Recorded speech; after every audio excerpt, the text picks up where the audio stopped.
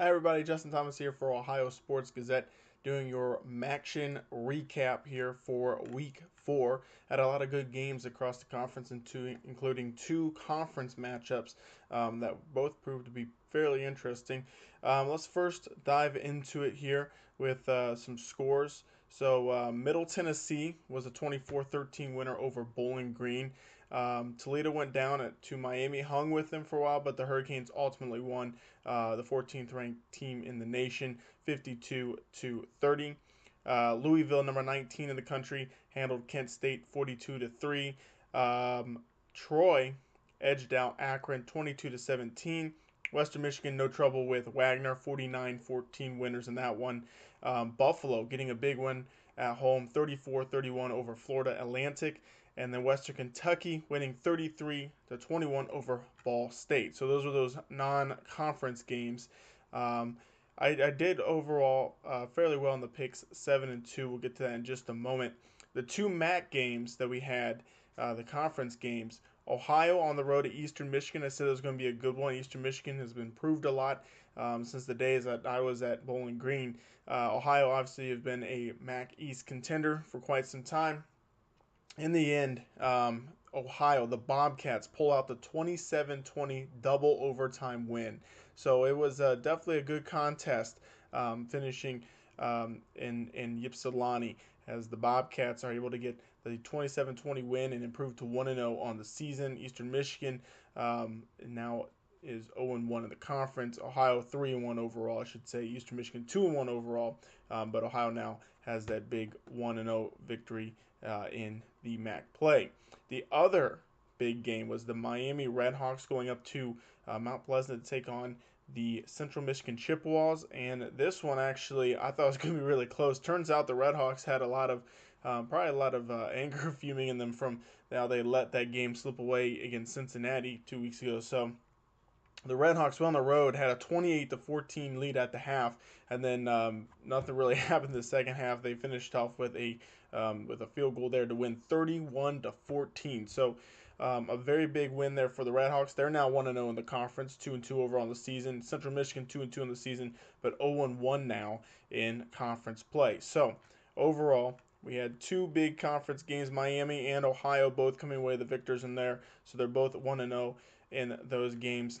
Overall, my picks, I believe I went 7-2, so not too bad. Miami surprised me. They ended up getting the win. That was one of the ones I had wrong. And the other one was Buffalo, with a big win over Florida Atlantic. I believe I picked the Owls in that one. So all the other ones I had steady on, but those were the two that I had messed up on per se. So let's take a look now at the standings for the conference, because we've had, I believe those were really the first two main games that we had. I think we had one other one. I could be wrong on that, but the conference as it stands now, those were the first games for the conference. So Ohio and Miami currently in the East are both 1-0, leading the conference in that aspect. And then the West side, Eastern Michigan and Central Michigan both 0-1 to start the season. No one else has had any conference games so far. So that's going to be definitely interesting to see, as Central Michigan and Eastern Michigan are both already kind of behind, as they got big games, obviously, because you look at the top of the West overall, I think it's going to be pretty good. Toledo seems to be kind of a head above everybody, at least in the non-conference play. Northern Illinois, they'll have a big win, and Ball State and Western Michigan are all going to be tough. On the East side, unless something really shapes up weird in the conference, in my opinion, it's between Ohio and Miami at this point. Buffalo will probably prove to be a pretty steady contender. Akron and Kent State will be interesting to see. They haven't really, they played a lot of good teams, but they were really kind of blanked in a lot of those games.